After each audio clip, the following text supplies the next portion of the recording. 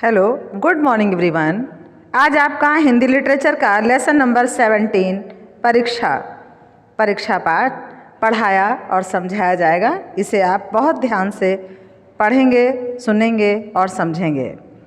प्रस्तुत कहानी में मुंशी प्रेमचंद, तो आप समझ गए होंगे ये कहानी मुंशी प्रेमचंद जी की लिखी हुई है, ने दीवान के पद के लिए आयोजित एक प्रतियोगिता का वर्णन किया है।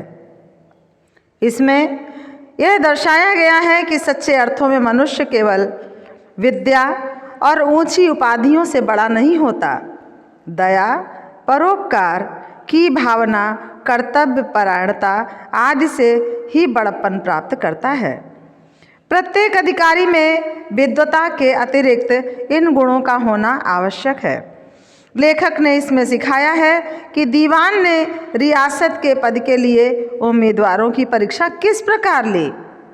चलिए अब हम पाठ में देखते हैं। पाठ की विवेचना करते हुए, जब रियासत देवगढ़ के दीवान सरदार सुजान सिंह बूढ़े हुए तो उन्हें परमात्मा की याद आई। जाकर महाराज से विनय करते हुए बोले, दीनबंधु, दास ने श्रीमान की सेवा 40 वर्ष तक की।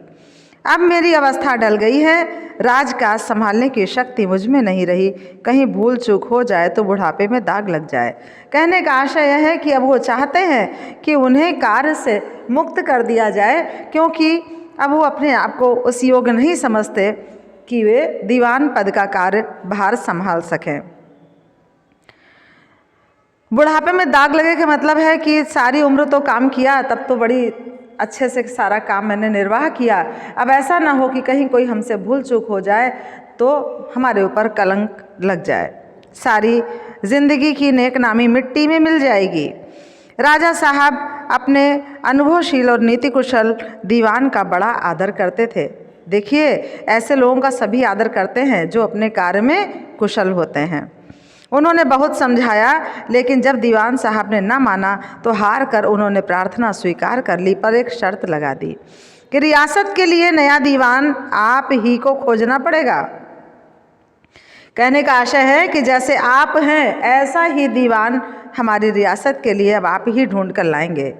अब क्या हुआ, दूसरे ही दिन देश के प्रसिद्ध पत्रों माने समाचार पत्रों में यह विज्ञापन निकाला गया कि देवगढ़ के लिए एक सुयोग्य दीवान की आवश्यकता है।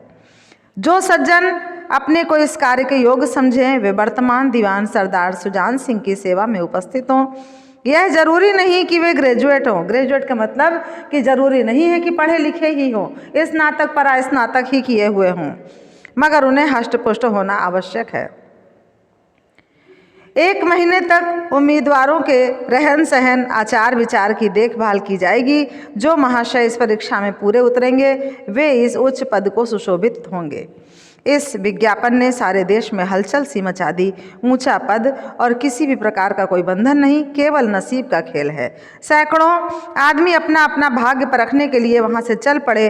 देवगढ़ में नए नए और रंग बिरंगे मनुष्य दिखाई देने लगे। रंग बिरंगे का मतलब कोई मनुष्य रंग बिरंगा नहीं होता। कहने का मतलब कि विचारों वाले, विभिन्न व्यवहारों वाले लोग वहाँ पर दिखाई देने लगे। कोई पंजाब से चला आता तो कोई मद्रास से, कोई नए फैशन का प्रेमी था तो कोई पुरानी सादगी पर मिटता हुआ। पंडितों और मौलवियों को भी अपने अपने भाग्य की परीक्षा करने का अवसर मिला। आगे क्या हुआ, सरदार सुजान सिंह ने इन महानुभावों के आदर सत्कार का बड़ा अच्छा प्रबंध किया था। प्रत्येक मनुष्य अपने जीवन में अपनी बुद्धि के अनुसार अच्छे रूप में दिखाने की कोशिश करता था।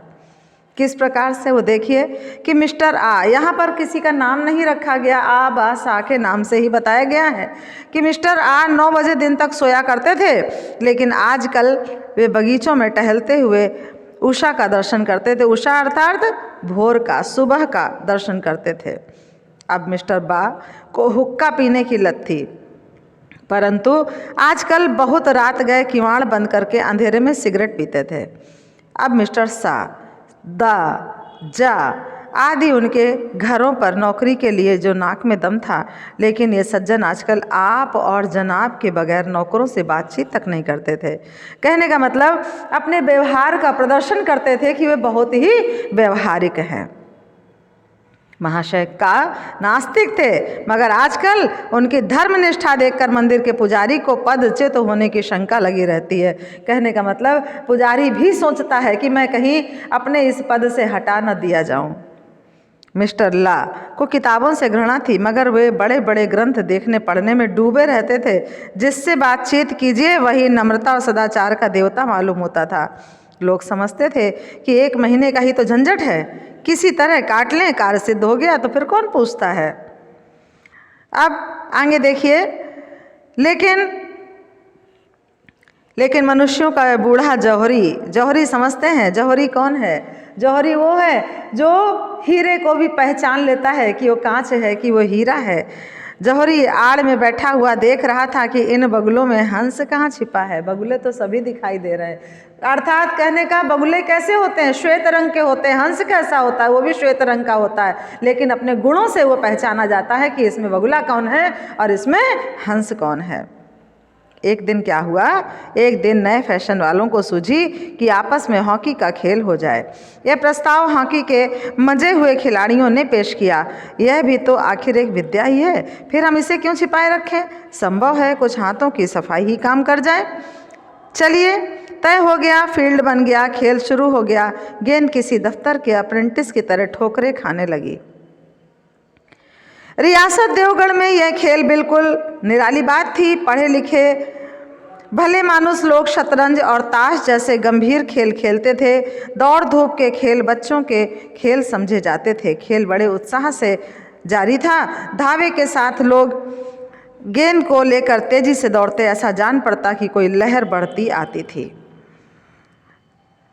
अब लेकिन दूसरी ओर के खिलाड़ी इस बढ़ती हुई लहर को इस तरह रोक लेते मानो लोहे की दीवार हो। संध्या तक यही धूमधाम रही।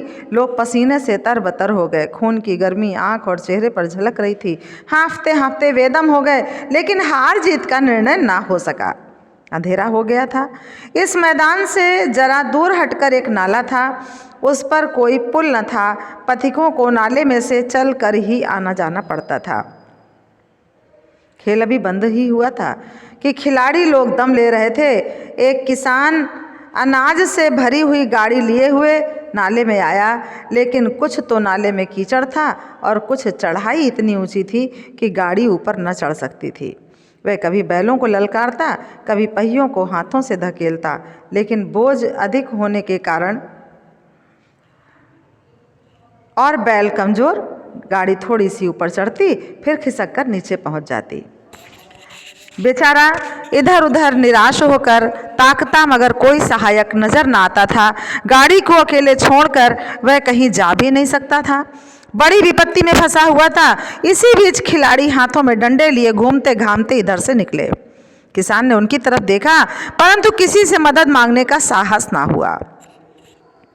खिलाड़ियों ने भी उसको देखा